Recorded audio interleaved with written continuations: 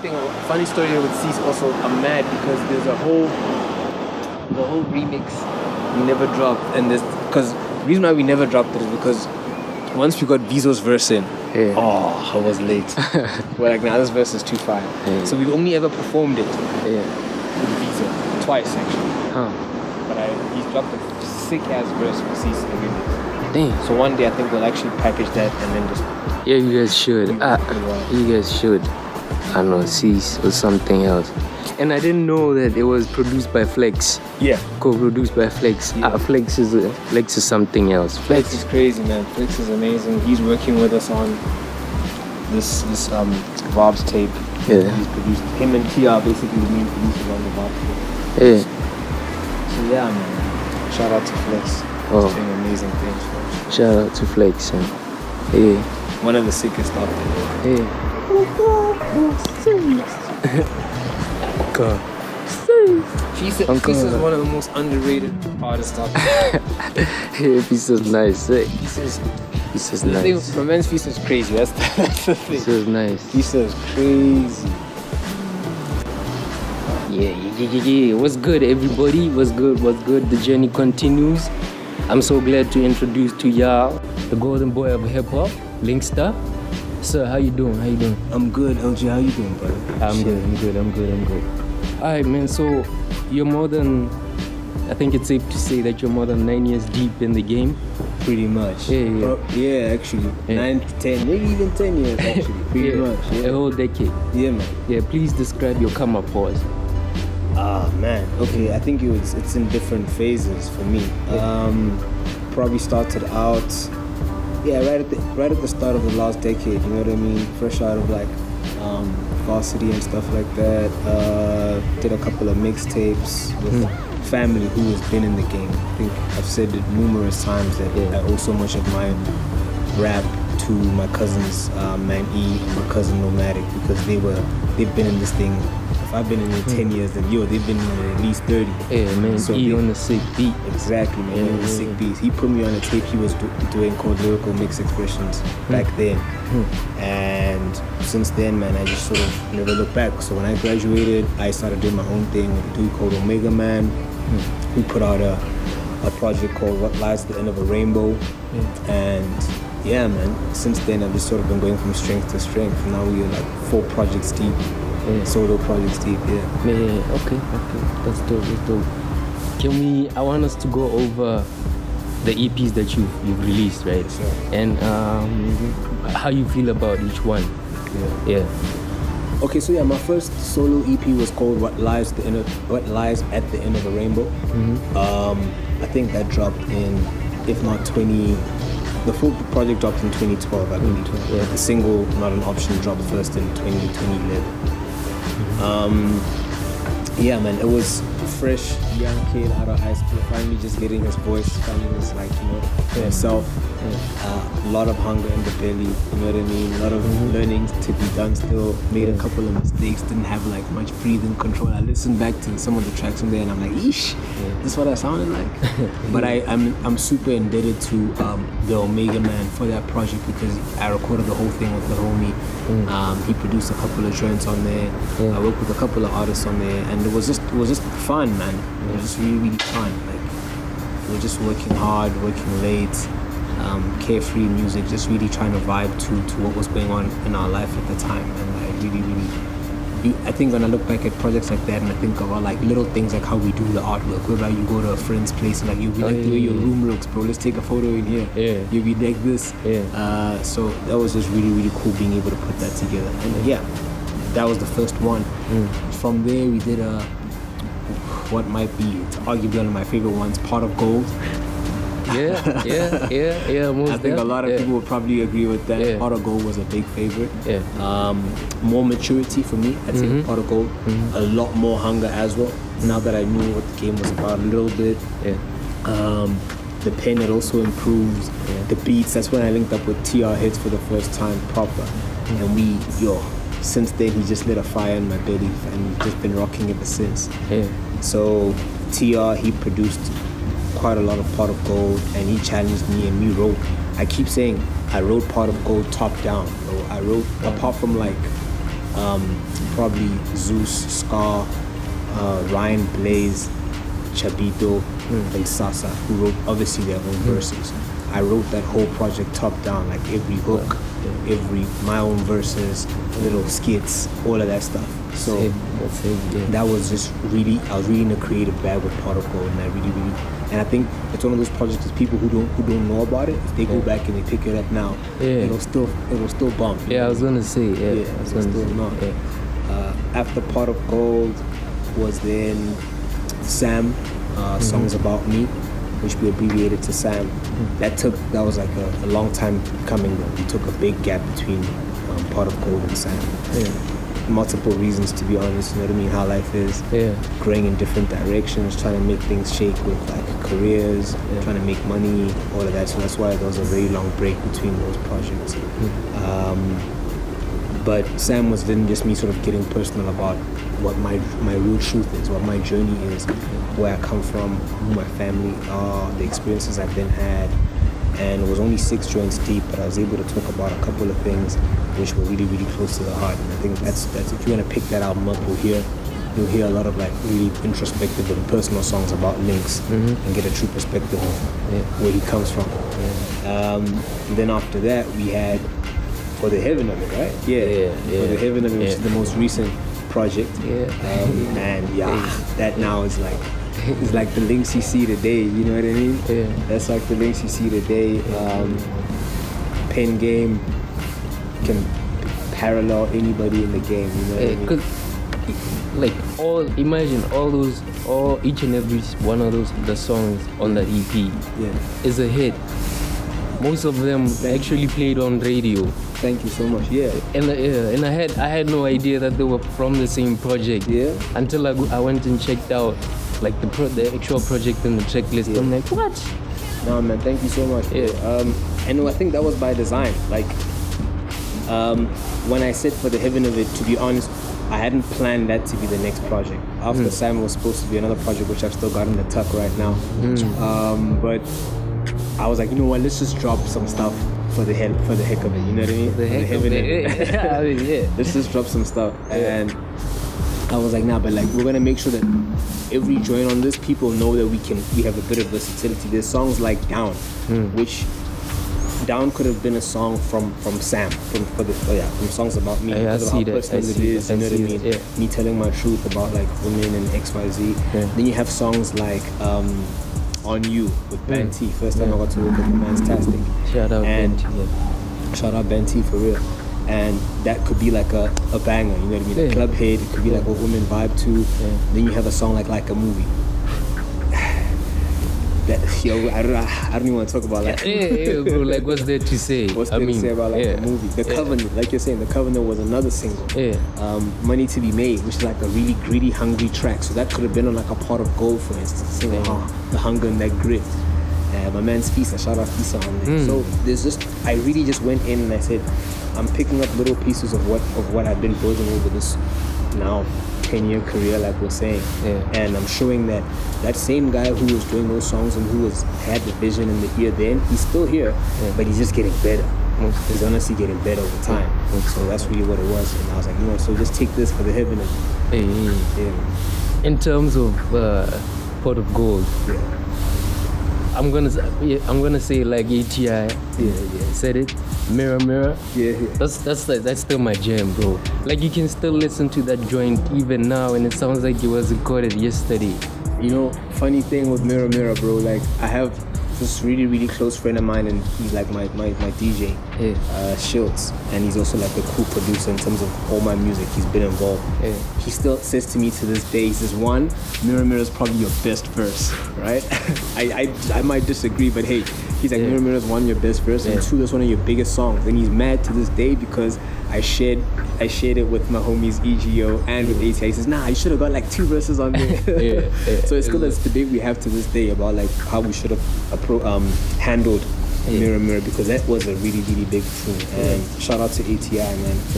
He came through. That recording experience when we did Mirror Mirror is still one of the most unforgettable ones, because if people don't know Ati and how he makes his music and how he gets on songs, he like one takes things. His creative process is insane. I've never seen anyone like it in this country. He will come into the studio, hear a beat, he'll just like ramble a couple of things, 2 minutes. He recorded his verse, his hook for Mirror Mirror in less than 5 minutes. I'm not kidding. What? And it's still like you're saying, it can still bang to this day. That's dope. Your most recent EP, like you were saying, For the Heaven of It, I get. You described it as your penultimate EP, right? Before your album. Your album? Yeah. With all the experience that you have, why has it taken you so long, this long, to drop your album? To be honest, man, it's more about like it's more industry stuff. Like it's just having an understanding of what an album means, what it takes to fund an album, how you want to sort of monetize an album. And with the state of the game and the industry right now in our country, it just nothing ever compelled me to say no, we're at album level. You know what I mean? I think there's still, I've always said to people, I think I'm still fortunate to be as relevant as I am in the game right now. There's a lot of dudes who are great artists, who are great musicians, who probably haven't been able to keep up with the youth want, with younger MCs and XYZ. And somehow I still think my name is still a feature and a presence. So to that end, though, it's like we are not able to really monetize. I think there's so much of the country I'm yet to see and yet to make an impact. I don't think I can pick up and go rock and when it's easy, or go rock in my room or whatever and sell out there. So I want to still be able to I wanted to amass a body of work whereby if somebody now goes and says, well, this is an album, then there's a track record. There's a full track record they can refer to and that, okay, I get it. So it was just me to say where I was never in a position whereby I wanted to do an album just yet. I wasn't ready. But now the next solo project I do will most likely just be an album because I feel like I know enough about the industry, I know enough about how we can make money, how we can get sales, and it's just that point now. Imagine if I bowed out of the game without having an album. That would be tragic. So yeah. Okay, talking about the new gen of artists, right? Yeah. What is it that you picked up from them that you perhaps wish you knew or that you wish you did to further your craft? Maybe it's too. Listen, shout out to all the new guys who think. That's another. I feel weird also saying new guys. It's a strange concept. It's so weird to hear that I've been in the game 10 years, because I feel like I'm still out here trying to like vibe with Dean Clay. I'm still out here trying to vibe with a whole bunch of like new guys who are coming out and stuff like that. And but what I like about them is their hunger, man. I think they're fearless. That's one thing. I think they're fearless. A lot of the young guys who are out there, they don't really care about who says what, when. They have that go-getter energy, and I think when we were coming up a lot earlier, we were a lot more respectful, which isn't a bad thing. But we sort of followed steadfast measures. We sort of tried to say, no, I have to do this before I do this, before I do this. Whereas the dudes right now, I think they're more fearless and they just jump for what they want. The second thing, which is very noticeable about the new guys, is the ability to tap into this beautiful thing we have called socials.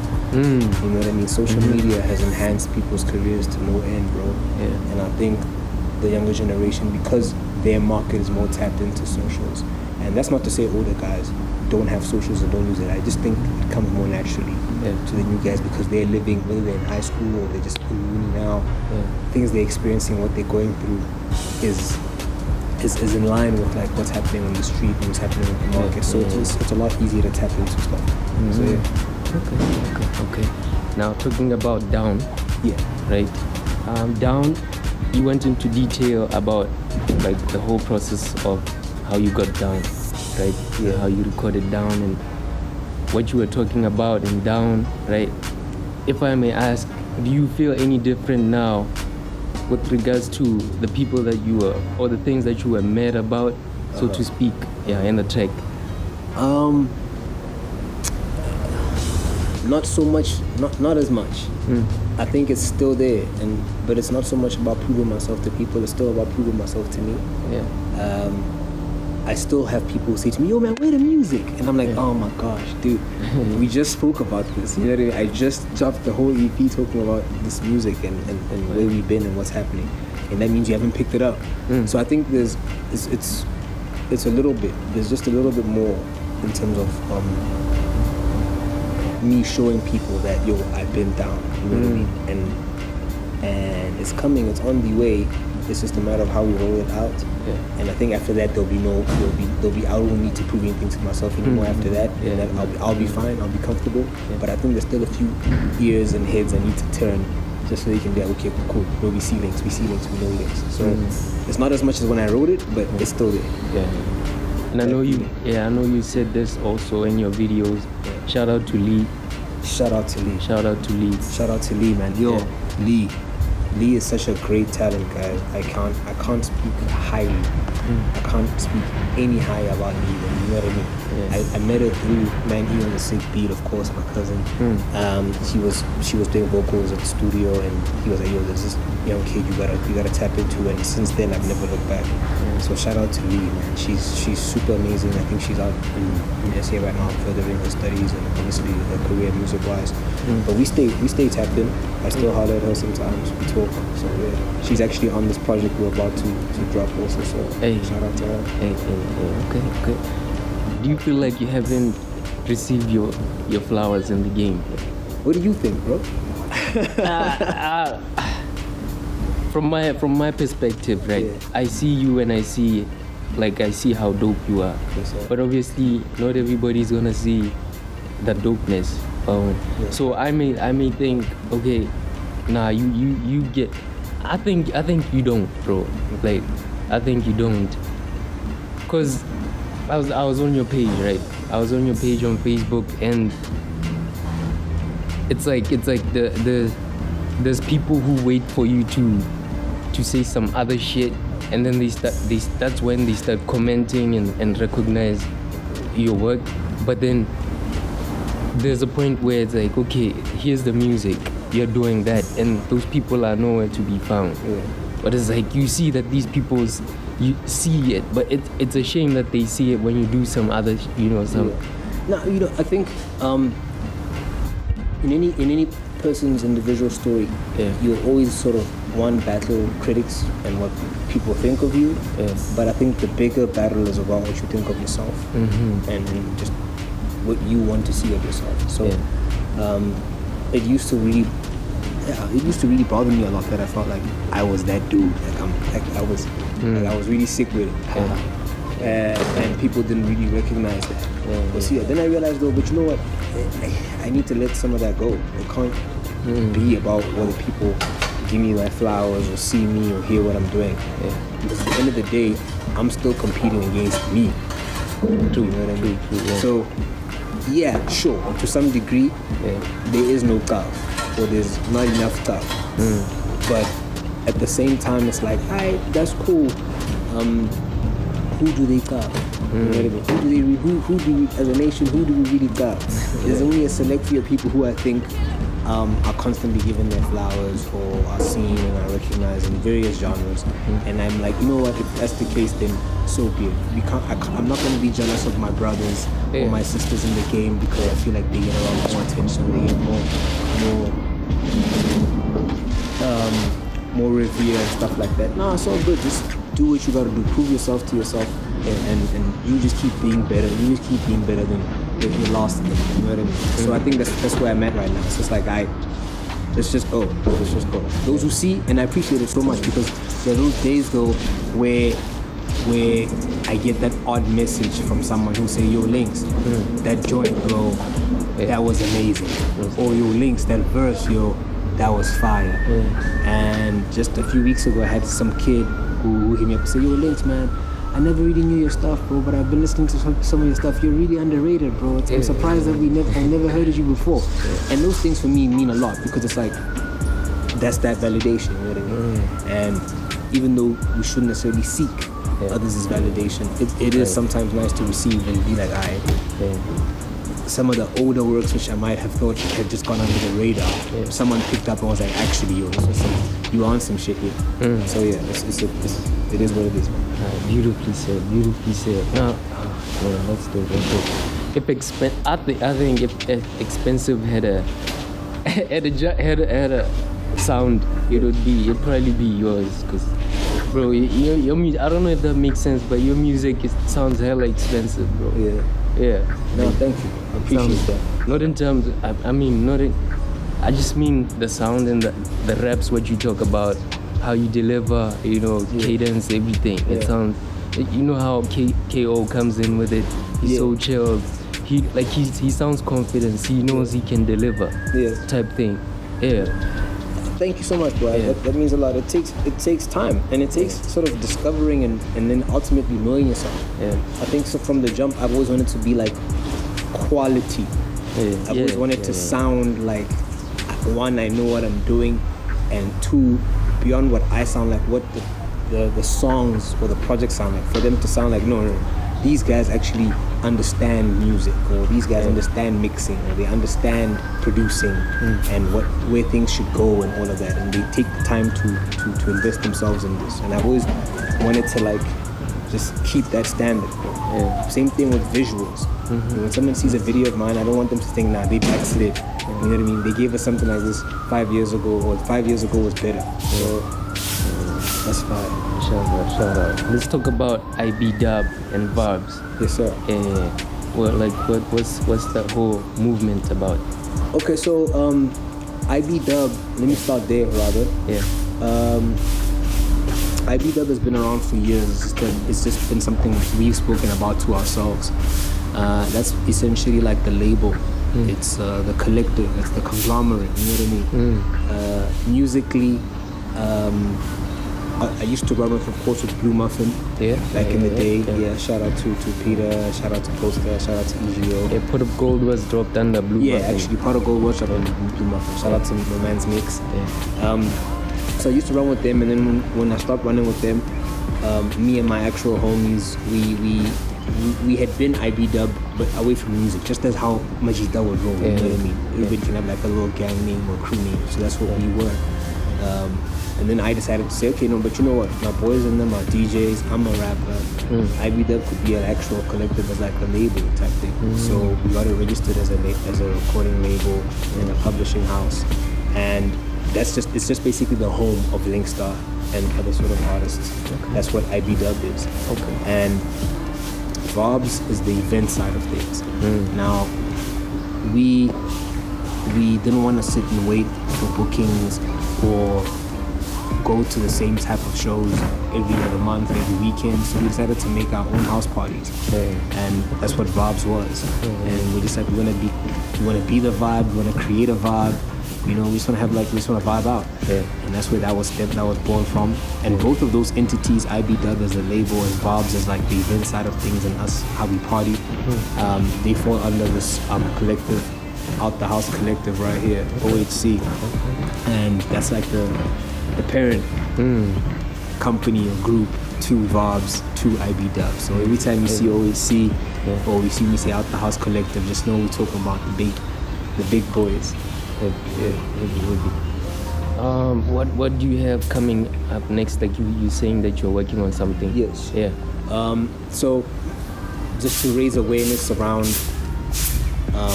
Out the House collective, and coming out of the pandemic where we weren't able to groove and party, just sort of to re-garner some attention around the Vibes brand as well.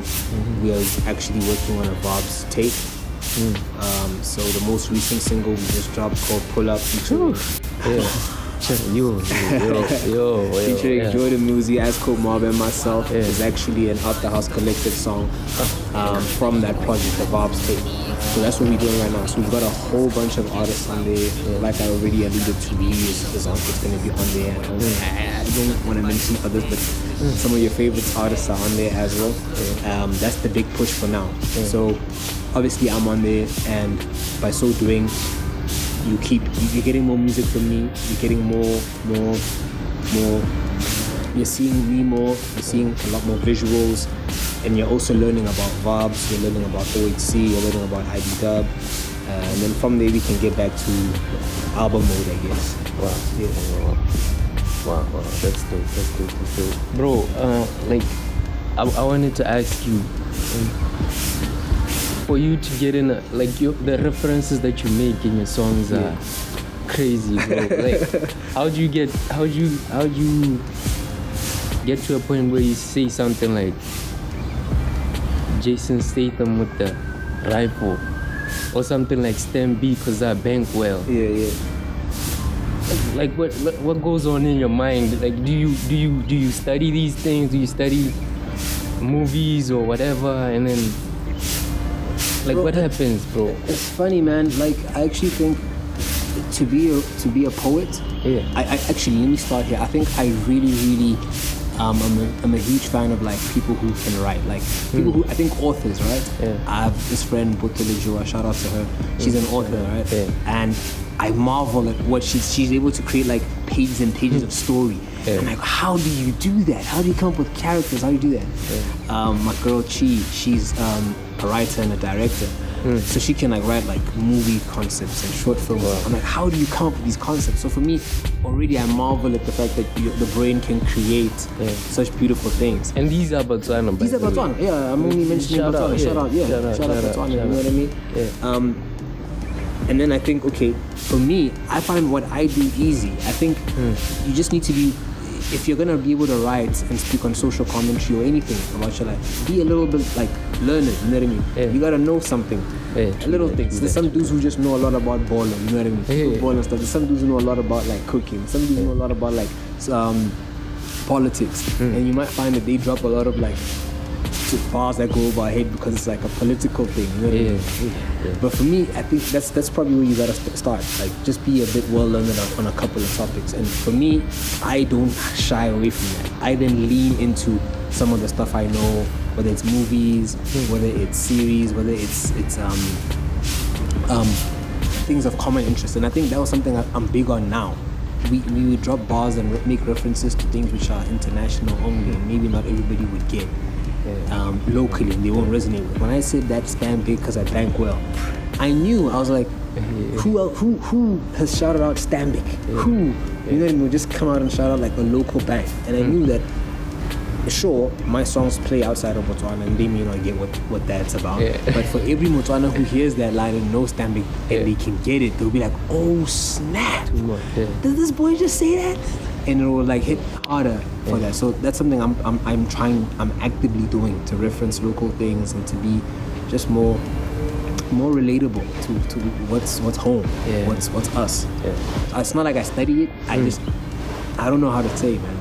You have to just sort of pick up things and be well learned. That's how you improve your pen. Yeah. When people say my pen game is sharp or he's dope, it just means that he has more relatable content which people can pick up on. It's proper. For someone who's seeing you for the first time, I put our Gandhi, where do they connect with you? Man, first and foremost, for somebody who's seeing you for the first time, I just want to say, what's up, how you doing? My name is Linxstar. I am the golden boy of hip-hop. If you haven't heard about me, then you're in for a treat, because when you go back and you listen to like the tracks and watch videos, you're gonna be like, oh snap, I fucks with this dude. But if you want to find me, man, I'm on social media on all platforms at TGB Linxstar. That's at TGB LINXSTAR. That's Twitter, that's TikTok, that's Instagram, that's Facebook, Snapchat, everywhere really. And yeah, man, check me out. I'm on Apple Music, I'm on Spotify, I'm on YouTube. On YouTube, please check out the IB Dub page, or now more recently the OHC page as well. We've got videos on there. We just trying to push. We're just trying to conquer the world, man. Yeah. By the way, that was my attempt at a reference, like to the song Okaiji Money. Oh snap! Just another heavy jam right there. Shout out to Mix, man. Mix and Noelo. Blue Muffin Days. Man. I remember that song was recorded in this very yard, bro. In my studio. I remember Francois, shout out Francois, formerly of Banghai. Now he's on his own. Francois cooked up the beat and he played it for Mix. Mix loved it. Mix was like, yo, Links, we gotta jump on this. I'm like, I got you, bro. And then he was like, but we gotta get someone to like kill the verse. Let me the hook. So I'm not sure who actually thought of Novello, if it was Mix or if it was Peter. But yeah, then we got Novello in, he came through, he listened, he loved what we had done so far, but he was like, nah, there's no way I'm recording this right now. Let me go sleep on this beat. So he took the beat, he came back the next day and he killed it. And I think I only recorded my verse after Noelo had put down the hook in here, man. It's such a beautiful song. Yeah. I think that's one song, if I look back, we never gave it enough, though. I feel like we could have done a lot more with that song. But I think it did something. Yeah. It shook up the game a bit. That was a nice track. That was a nice track. Yeah. Any final words? Oh man, I would just want to say thank you so much, Juan, for coming through and doing this interview. Thank you so much for reaching out to me. So sorry about the background noise. That's what I'll also say. But to everybody watching this, I want to say, listen, my name is Linxstar. I'm gonna say it again so you don't forget it. My name is Linxstar, and I'm this dude who just really loves music, loves being in touch with hip hop, and I just want you guys to fuck with me, and I want you guys to listen to what we got, what we've done, and what we got coming going forward. 10 years in the game, but listen, I'm trying to go for 20. You know what I mean? There's a lot more coming. I still have this hunger in my belly. I'm extremely happy with the music that we've got coming out just now. And I just really I want to connect with you guys a lot more. Man. I want to be able to come see you guys in different cities. I want to be able to speak with people on social. I want to be able to interact with y'all online. I want to do lives. I want to do so much stuff. So in my final words, I just want to say, I love you guys so much for all the support you've shown so far. Keep supporting. I want to thank all other artists in BW who are constantly doing their thing and pushing us as their peers to elevate our sound and elevate what we do. You guys are amazing. So that's me.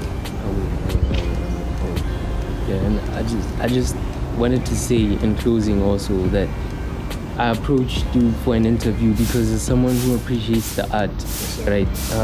Especially hip hop and rap. When I think BW hip hop, BW rap, your name pops up. Wow, man, your name pops up. So I thought, why not have a conversation about it? Because, I mean, it goes beyond whether people think you're whack or you're fire. I just wanted people to see everything from an objective perspective. If anybody thinks I'm whack, I'll say they're a liar. I'd rather they say that they just don't appreciate my music. They can't say I'm whack. Nah, you a hater. But yeah, you were saying. Like a movie alone is just insane. Just that song. And Pull Up, my goodness, such a beautiful follow-up to a dope track. Yes, sir. That's so. I just want to thank you for your contribution to the game, and I hope that this and the support system that you already have give you peace of mind at the end of the day. You get me? Yes, sir. Yeah. On that note, nothing but love for all you travelers. We're out of here. Peace. Stand big cause I bank well. Not the one who grab a handout. I ain't never claimed another man's wealth. Do my own like Cersei, but the Kingslayer couldn't fuck with me.